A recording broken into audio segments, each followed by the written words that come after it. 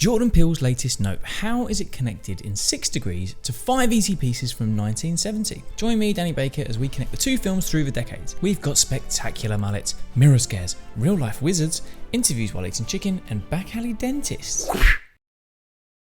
Alright, third episode, so very quickly, here's the deal on how 6 degrees works. We connect a classic movie to a new release. Rule 1, we do it in 6 steps, 6 movies in total. Doesn't matter if you can do it in less. Rule 2, we connect through actors that you know their face but maybe not their name.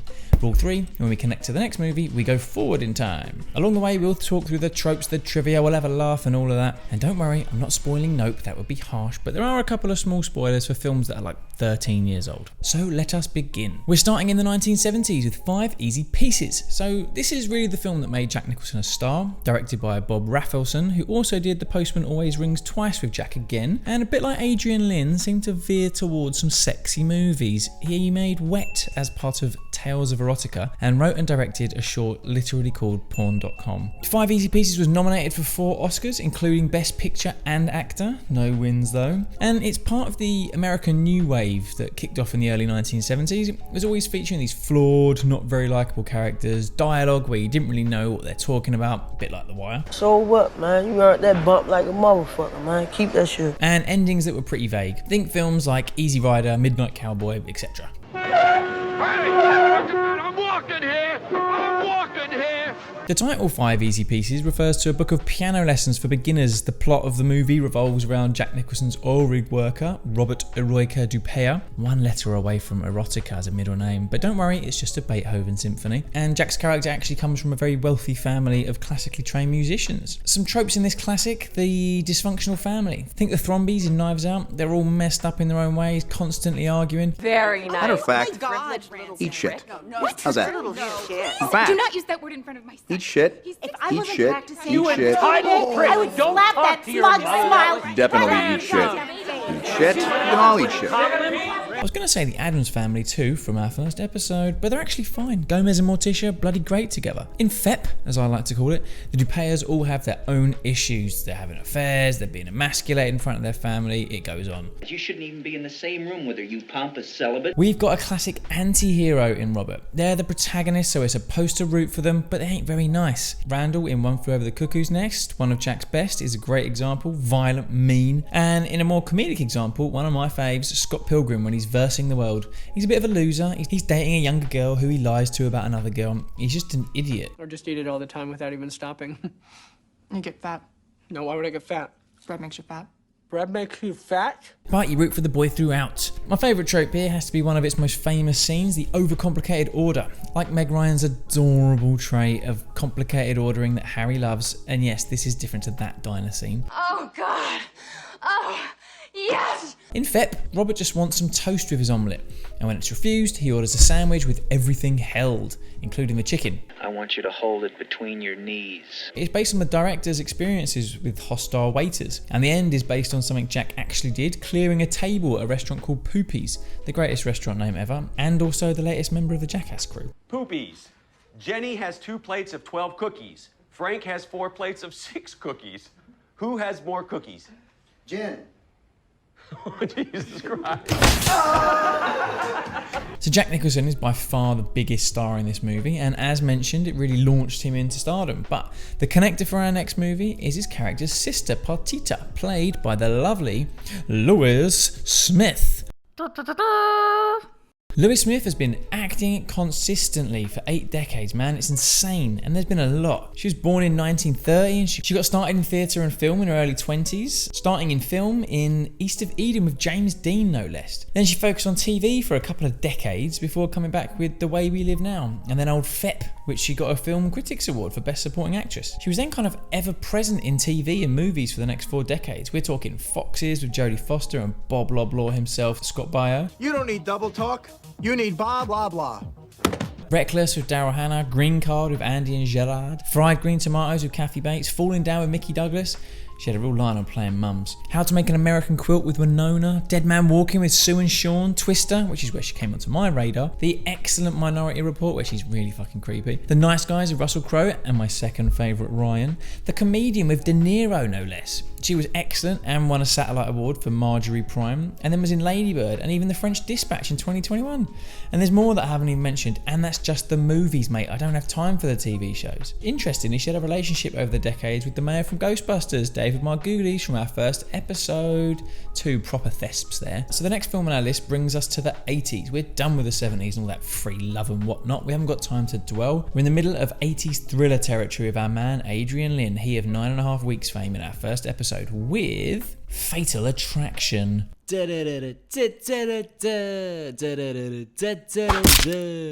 Lewis plays Michael Douglas's secretary, who's had enough of this Alex woman calling over and over. So this is one of the wave of 80s, 90s thriller movies like Sleeping with the Enemy, Body Heat, Single White Female, Basic Instinct, all usually with various reasons for stalking, revenge, death, etc. Can't live without you. And look, it's the 80s, the early 90s. This means some raunchiness. It was a different time. As mentioned, directed by a fan of the erotic arts, Adrian Lyne, using the same apartment as in 9.5 Weeks. I knew he liked this kind of movie. See my little rundown here. But this line sealed it for me in regard to Glenn Close's audition. An extraordinary erotic transformation took place. She was this tragic, bewildering mix of sexuality and rage. I watched Alex come to life. No one wants you referring to their acting as an erotic transformation, Adrian. Glenn Close is great though as the obsessed Alex. He won't leave Michael Douglas alone after their little fling. I'm not going to be ignored. And Michael Douglas does what he did best in the 80s and 90s. I do get a bit creeped out of the thought of Adrian and Michael Douglas chatting about their plans for an erotic thriller universe. This was the second highest grossing movie of 1987, behind the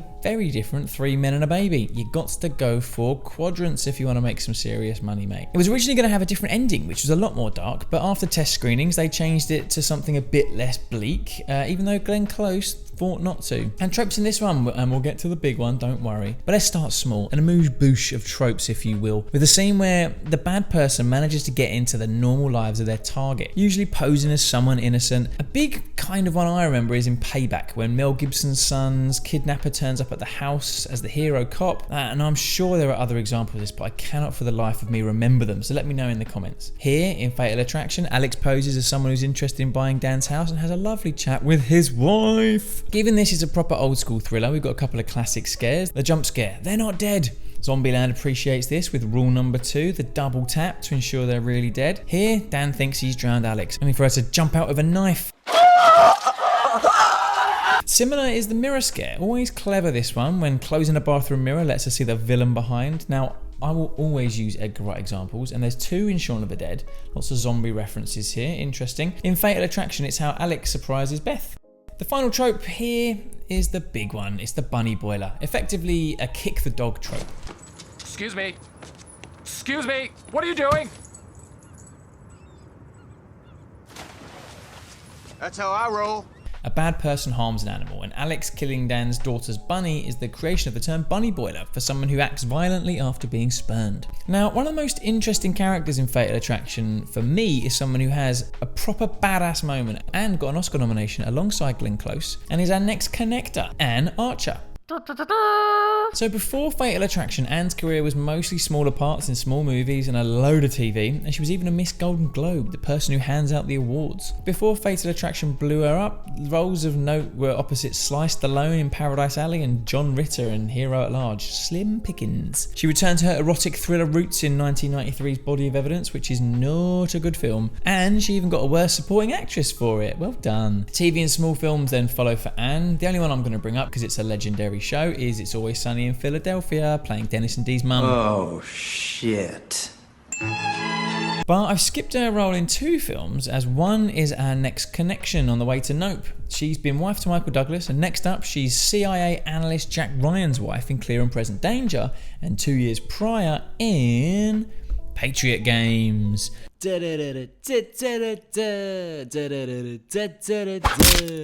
We're in the 90s now, and we're staying in the thriller genre, but it's action thriller time now. That means highly skilled individuals, hand-to-hand fights, explosions, guns, the works. This is based on Tom Clancy's series of books and the second appearance of Jack Ryan after Alec Baldwin in The Hunt for Red October. Harrison Ford would then play him in this and the sequel. Bit of contention apparently about why Alec didn't come back for this one. They say it was a bit of an ultimatum: streetcar on stage or this.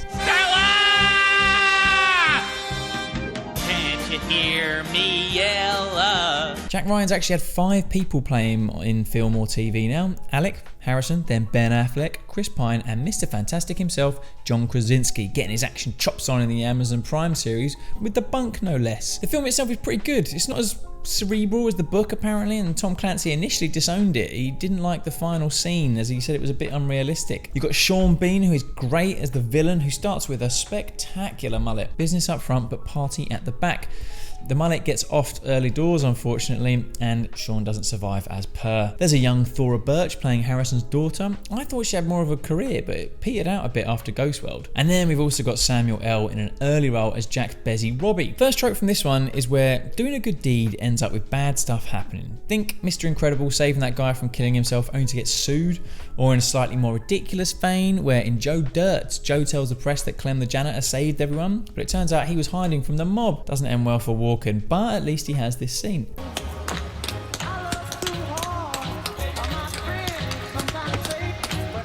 What'd you say? Oh, yeah. You're talking to me all wrong. It's the wrong tone. You do it again, I'll stab you in the face with a soldering iron. Is that right? Let me ask you something. Eh? Does your mother sew? Boom! The whole plot of Patriot Games starts when Jack jumps in to foil a kidnapping plot, and that means Sean Bean and that mullet are out for revenge no matter what. Which leads nicely to the second trope, revenge before reason, when you ignore everything else because you must have vengeance. There's Carl in Die Hard out to avenge his brother by doing whatever he can, even if it messes up Hans's plans. One blood, you'll have it. But let Heinrich plant the detonators and Theo prepare the vault. After we call the police, they'll waste hours trying to negotiate, and then you can tear the building apart looking for this man. But until then, we do not alter the plan. In a more obvious version of this, Drax in the first Guardians of the Galaxy movie cocks everything up by trying to kill Ronan in revenge. In Patriot Games, Sean Bean ends up just ignoring his plan and killing anyone who gets in the way of him getting his revenge. What a plank. A common trope in movies where there are bad guys and people being moles and giving up information is when said mole is no longer useful. So of course the bad guy just bloody kills you. That's why you don't get involved with the bad uns. So many examples of this, including the sequel to Patriot Games, but I like the one in Tomorrow Never Dies with Elliot Carver telling his tech guy Gupta, It seems you've outlived your contract. Sean's at it again here after a casual Sorry, Dennis. from O'Donnell.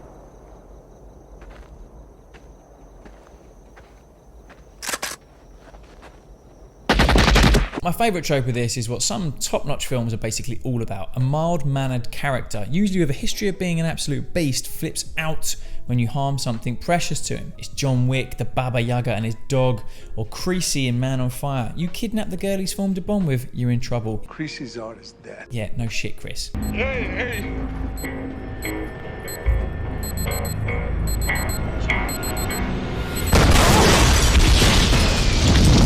Jack Ryan may be a mild-mannered history professor at the start of this, but once you hurt his family, those ex-Marine CIA operative skills kick in and he will Fucking destroy you. Now, a character that has a couple of tropes himself in this movie is Detective Hyland. He gets gunned down early on and he faces death with dignity. He tells him to Get on with it and be on your way. in a clip with approximately 7 pixels, unfortunately. And this dignified bloke is played by David Threlfall. Now, David Threlfall for me is Frank Gallagher on Shameless, an iconic character and played so well. Shameless being adapted in the US with William H. Macy playing the same role. When David got Patriot Games, it was only his second movie after The Russia House, a 1990 spy movie with Sean Connery and Michelle Pfeiffer, who get together despite the 28-year age gap. Come on, Hollywood. I've done a short on that actually. Here, take a break and have a watch. It's short. Apart from these though, he really only did some UK TV, but focused mainly on the stage. The man's a proper thesp, and I'm not ruling it out that he's an actual real life wizard. Now, anyone who may watch these videos regularly, all 4 of you, will know that I can and will reference Arrested Development and the films of Edgar Wright whenever I can. And what do you know? One of David's 8 movie roles was the excellent Martin Blower in Hot Fuzz. Basically, ripping on his actual thespian persona, and he ends up decapitated in a car accident. Or was it? He was also John Lennon's Uncle George in Nowhere Boy, which with one of my faves, Aaron Taylor-Johnson, who's excellent in Bullet Train in the first of our Just the Tropes episodes. But a year before Shameless, and 11 years after Patriot Games, David was in a swashbuckling adventure by the name of Master and Commander, The Far Side of the World. Not a fan of that title.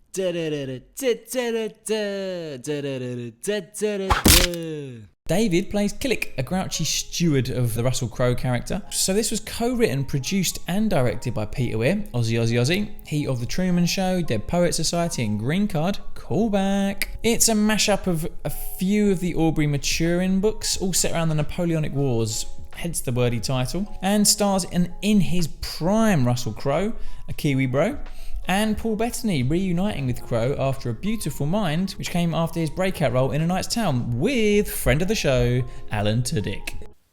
The film is basically all about naval warfare during that era, all the perils of such a dangerous gig. It's a great film, it's got good action, great cast, it feels authentic.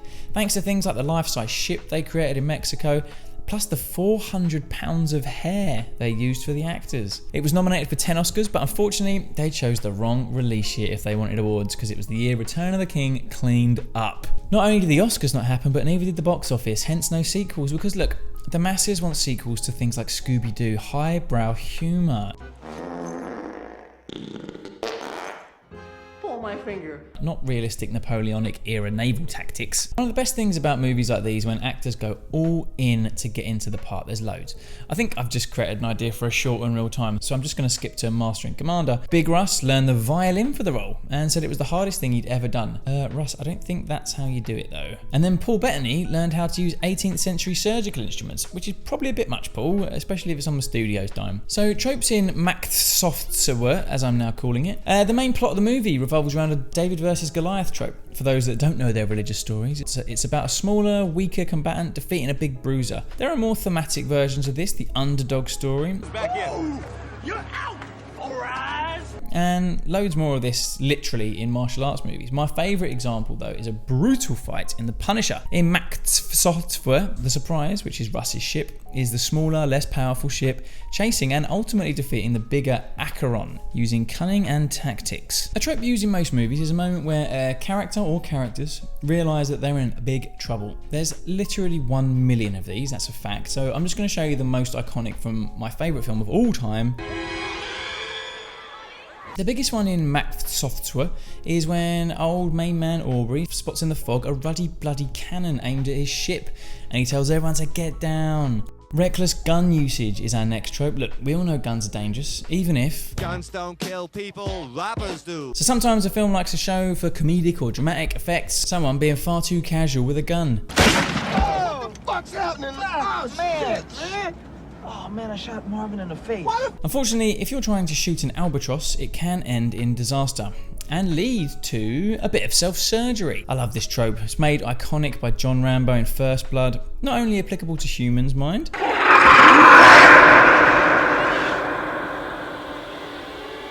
And with a very cool twist in John Wick 3. 5 seconds. 3, 2, 1.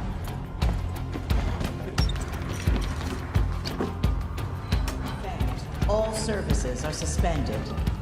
And here with Paul Bettany doing it on himself, on a boat, as well as having to make sure he got the piece of shirt out as well. Hardcore. So this male-heavy, but it's kind of justified, cast has a veritable cornucopia of British acting talent. We've got our man David, we've obviously got Paul Bettany, Lee Ingleby of a tragic character, Billy Boyd, yeah I know, he's Scottish, and our next connection, James Darcy.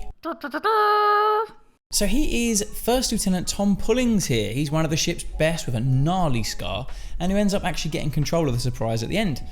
James has been on British screens since 1997. His distinctive look was apparently perfect for British crime shows, but to be honest, the only one I want to shout out is Series 2 of Broadchurch, such a good show. His Tom Pullings role was unsurprisingly one that put him on the movie map, with a lead role in the weird Exorcist prequel that was done in 2 versions, where James's role of Father Francis was played by Gabriel Mann in the other one, who's actually Danny Zorn from the Bourne films. Anyway, unfortunately he really did not have much success with the movies after that. W.E., Let's Be Cops, What are they? Jupiter Ascending with the spectacular Eddie Redmayne performance. I create life! Until we joined a load of other British acting talent in the excellent Dunkirk as Colonel Winnant, spending most of his time alongside Sir Kenneth Branagh. And then the MCU came a-knocking. He's most well known probably now for playing Jarvis in Agent Carter, which led to a brief appearance in Endgame, followed by a main role in Homeland Season 7. And he'll also be in Oppenheimer with everybody else in Hollywood, including David Krumholtz from Episode 1.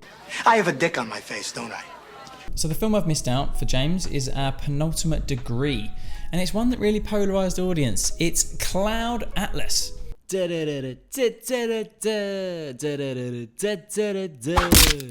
So this sprawling sci-fi epic is based on the David Mitchell novel. It spans 6 time periods, with actors playing either the same character or different characters throughout time, and everything's connected. It's directed by the Wachowskis, they of the Matrix fame, and with Tom Twyker, after Natalie Portman gave a copy of the novel to Lana on the set of V for Vendetta. James's main role here is Rufus Sixsmith, the lover of Ben Wishaw's Robert Frobisher, and also a physicist who ends up tipping off Halle Berry's journalist about a big nuclear conspiracy. He's also a nurse, then an archivist in the later stories. So, to say it's ambitious is an understatement, but like I said, it divided the critics. On the one hand, it got a 10-minute standing ovation at the Toronto International Film Festival, but then on the other hand, there were some very sniffy reviews, including an initial bad one from my go-to critic, Mark Kermode. He did later, however, say that he liked it more on a second going. So because the film was so ambitious, they struggled to get funding, and so the Wachowskis contributed their own money, the German government contributed money, so a load of it was filmed in Germany. It's got some big names though: Tom Hanks, Halle Berry, Jim Broadbent, Hugo Weaving, Jim Sturgis, Hugh Grant, Doona Bai, Ben Whishaw, and our man Jimmy D, and more. So trope time. And this film is full of tropes, deconstructing them, that works. I'll start with the trope from the last episode, Tom Hanks' accent. Bloated autobiography novel, 400 vainglorious pages, expire at an ending that is flat and inane beyond belief. Oof, it's pretty bad. Is it worse than QT and Django? Who the fuck is Smitty McCall? It's up there, but I don't think so. Well, you let me know what you think. We've got a back alley doctor trope, played by Halle Berry in this one. You know the story, they've been banned from the profession, so they do it in secret, sometimes literally in back alleys. Much like the real life back alley dentist problem in the UK back in the day, a very real problem. The best example of this in film though, by far, is Peter Stormare in Minority Report, second mention. That whole scene is so good, and that aftercare is so bad. There's the mega corporation who are evil. They got so much money and power, usually in the future and most of the time with sinister intentions. There's Tyrell Corp in Blade Runner and Wayland Yutani in the Aliens franchise. They kind of started the film trend. There's the Resources Development Administration in Avatar. There's Multinational United in District 9. Omni Consumer Products in Robocop. Bloody loads. In Cloud Atlas, it's the nameless rulers in the 2144 timeline. They run things like the Papa Songs chain and do horrible things like clone abuse. In a world where the technology exists and clones have been created, they often get treated like shit. Done to the extreme in Alien Resurrection, done in a non-dystopian way in The Prestige, and is basically the plot of Moon. The poor old clones here not only get shredded up, they then get made into food. Silent breed is people! So we are now on to our next connector, bringing us to Nope. In Cloud Atlas he plays Kupaka, Joe Napier, Ancor Apis, and Oppression. It's Keith David. Keith fucking David. He is the epitome of the kind of actor I want to connect movies with. You just know him when you see him. The man is a legend. 350 credits currently on IMDb, and the man's going strong. He's got 12 projects upcoming as of the making of this video. He started in theatre, then he got his big break in The Thing with Russell, Kill It With Fire. He was in Platoon with Dafoe, felt like hell. They Live with Rowdy Roddy, gets beaten up by his mate. Roadhouse with Swayze, Throat Rip. Volcano with Tommy Lee, not that one. Lava Everywhere. Armageddon with Willis, Space Crazy Buscemi. Get off the nuclear warhead. There's Something About Mary with Stiller, Balls in a Zip. Holy shit! The amazing Pitch Black with Diesel. Did not know who was fucking with. Requiem for a Dream with loads of people, that ending, no thanks. Barbershop, Crash, Transporter 2, All About Steve, Death at a Funeral, Nice Guys, Night School, 21 Bridges. I think he may actually be more omnipresent than Alan Tudyk, and I'm not even talking TV, it's too much. The show he did most on though was Greenleaf, where he was a titular pastor of a megachurch with dark secrets. Also shout out to Community, because I bloody love it. But you know what else is similar to Alan Tudyk? He realised that his deep, luscious baritone voice was perfect for voice acting, video games, animation, documentary narration. I could listen to his voice forever. He was the voice of Apollo, the sun god in Hercules, a couple of voices in Princess Mononoke, the cat in Coraline, Dr. Facilier in Princess and the Frog. He's a bad un. I think he's most famous for Goliath in the Gargoyles. I think the voice role I most know him for though is the president in Rick and Morty personally. Where do I go? What does this mean? Oh, and of course, the man can sing, obviously. If you want to get a full in-depth video on Keith David, definitely check out the video that Back Focus did on him. It really helped me out with this segment here. But Keith and his incredible career have now brought us to our final film, 2022's Nope. So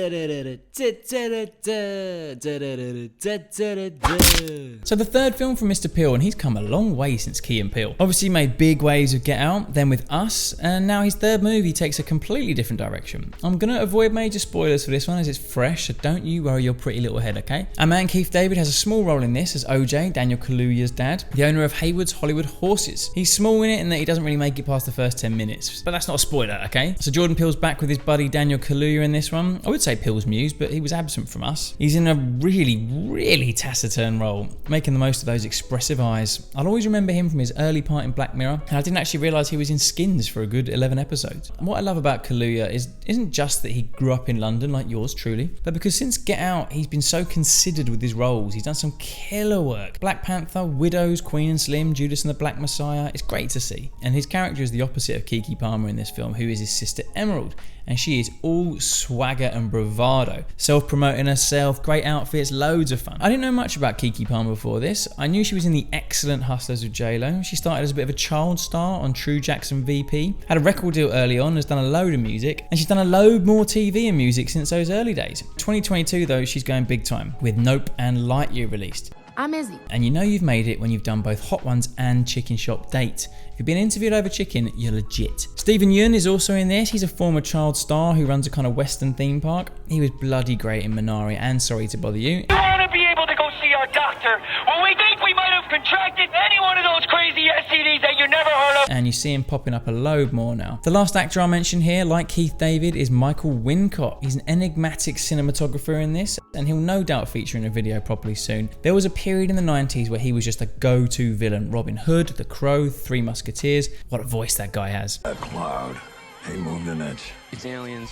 Nope itself is a bit of a step down from Get Out and Us. It makes some interesting points about the taming of wild animals for entertainment, and obviously about society's obsession with filming things and fame and attention, look at me. And it is really beautifully shot. It just doesn't quite have that oh shit moment that the other ones have had, but it's still good fun. I don't know what Logan Paul's problem is with it. So in terms of non-spoilery tropes, foreshadowing in this is done to the max, but obviously that gives a lot of stuff away, so we're not going to mention that. As I mentioned, OJ and Emerald are opposites, much like T'Challa and Shuri in Black Panther. He's stoic and mature while she's much more jokey. The real question is, what are those? Why do you have your toes out in my lap? But you don't like my royal sandals. And we learn that they're so different very early on with the establishing character moment, where the film sets out its stall about what they are like. And that man is my great-great-grandfather. Great. There's another great-grandfather. Think Kat in 10 Things I Hate About You.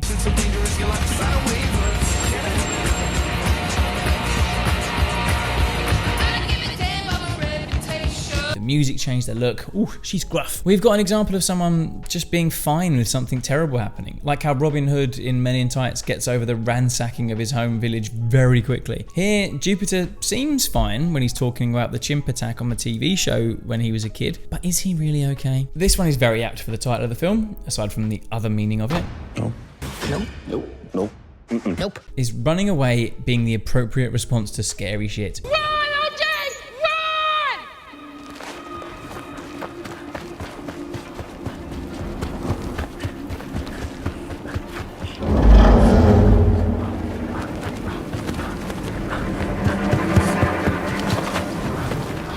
Mostly played for laughs. Savant does this at the start of Suicide Squad, but doesn't actually end well for him. And perfectly done in Monty Python and the Holy Grail with that psycho rabbit. Next up, when an expert is ignored on something. This can be on a massive scale, like in disaster movies, like Jackie and The Day After Tomorrow, and basically the entire plot of Don't Look Up, or on a smaller scale in 28 Days Later. He's saying they're infected, you idiots. Here it's right at the start. OJ knows horses and he says, stay away from Lucky's face to everyone, but some guy ignores him, freaking the horse out. Final one here, because any more really is going to give too much away about the film. It's the trope of showing a scene with no context, then repeating it and it all becomes clear. Memento is basically a whole film devoted to this. What a film, by the way. Done in one of the best MCU films, opening with the Winter Soldier on a mission in 1991. Later we find out what's actually happening. That was Super Soldier Serum. Those were Tony's parents. In Nope, the film starts with this chimp attack on a TV show, and later we find out what happened from Jupiter. Okay, my friends, we are there.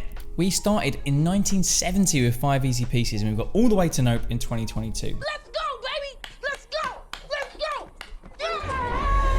So let's recap. We went 5 easy pieces with Lois Smith, who was in Fatal Attraction with Anne Archer, who was in Patriot Games with David Threlfall, who was in Master and Commander Far Side of the World with James Darcy, who was in Cloud Atlas with the legend that is Keith David, who is in 2022's Nope. As always, let me know in the comments which tropes you liked in these films, what examples do you love of the ones we've mentioned, and if you like this video, please, and subscribe. Look, if I don't say it, you won't do it. Do it.